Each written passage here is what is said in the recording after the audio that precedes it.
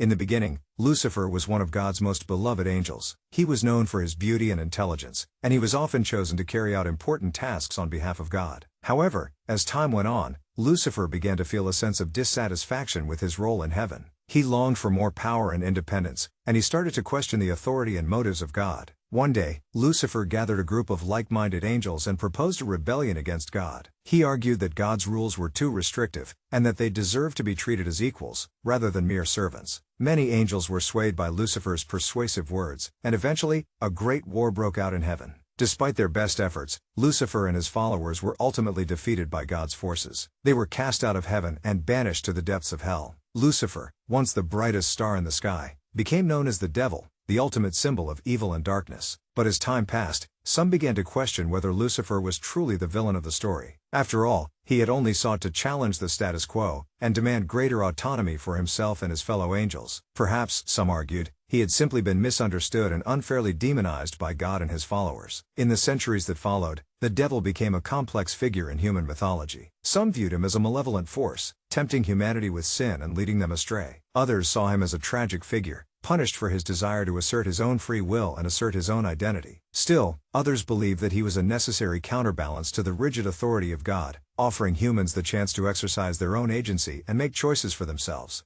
Ultimately, the question of whether Lucifer was truly the bad one remained a matter of debate and interpretation. Some saw him as a fallen angel, forever condemned to a life of torment and despair. Others saw him as a misunderstood rebel, fighting against an oppressive system of control and conformity. In the end, the story of Lucifer was a cautionary tale about the dangers of challenging authority and seeking power for its own sake. It reminded humanity of the delicate balance between freedom and responsibility, and the importance of questioning the nature of good and evil in the world. And it left us with the enduring question of whether the devil was truly the villain of the story, or simply a misunderstood figure caught in the eternal struggle between light and darkness. Please like and subscribe.